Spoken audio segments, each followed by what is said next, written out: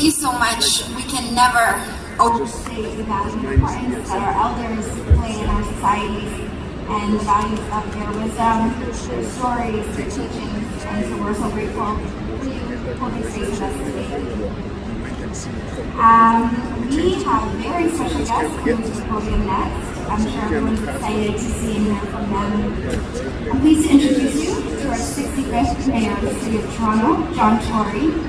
John was born and raised in Toronto and is currently the mayor of our city. He was elected first in 2014 and then re-elected in 2018. Mayor John Tory's leadership, under his leadership, the city has implemented innovative programs to help residents and businesses safely deal with the challenges of the pandemic. Mayor Tory is working to make sure Toronto, the economic engine of Canada, has a solid and robust recovery that creates more jobs and help residents and businesses in all parts of the city. Hopefully in an equitable way. Come on up, Mayor Tory. Well, thank you very much, and I'm not, of course, here about any of that, and the equitable thing you mentioned is, of course, something that's very much a focus of myself and Deputy Mayor Michael Thompson, who's also here, and I'm sure you'll hear from, and we're working closely with people like Minister Marcine, who's also here, who you'll hear from.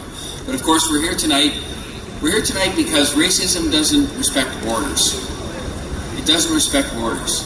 In Buffalo, which is a community that is not far from here, and the people in Buffalo have had a long-standing and very close relationship. There are brothers and sisters who are here to honor the innocent lives that are lost in the tragedy that took place not far from here at all. And I think that your presence here shows the depth of our grief over the Buffalo tragedy, but also, I hope, demonstrates our own strength and the strength of our commitment to eradicate anti-Black racism.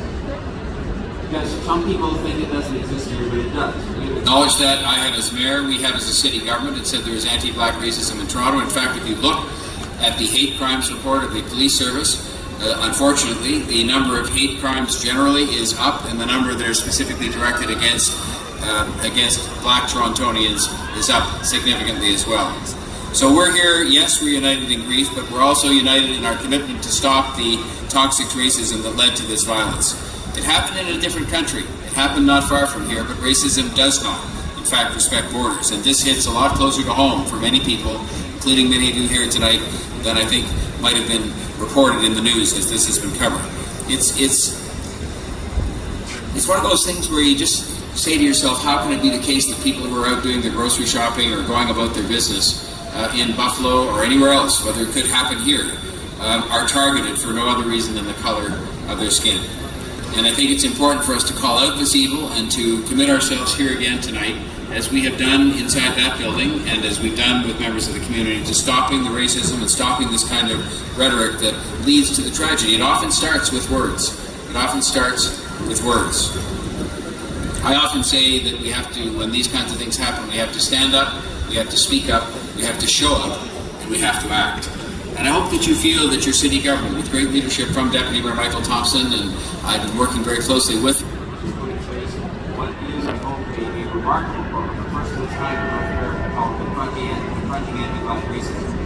And it's not going to solve the problem overnight, but the fact that we acknowledge that there is something that has to be taken on by your city government, establish an office inside where people are hard at work doing various things to eliminate a lot of the things that contribute to that.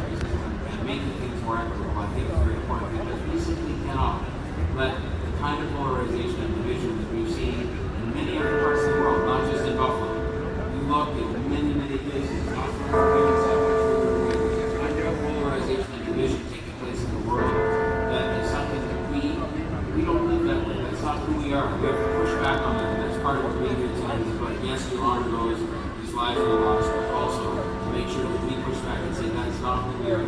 That's not the way we're going to let ourselves go. This has to be for us. over hatred, triumph over racism, and triumph over hate. I should just tell you by way of a conclusion that I have reached out to the Mayor of Buffalo, because they are a city that is probably the closest city to us.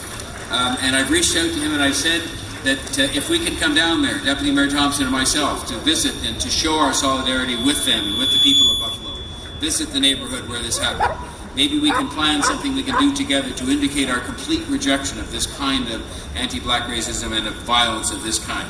And so we'll hear back. He's got many things on his plate at the moment, but I wanted to reach out right away, which I did, to say to him that we stand in solidarity with you. We stand in solidarity against anti-black racism, against this kind of terrible act of violence.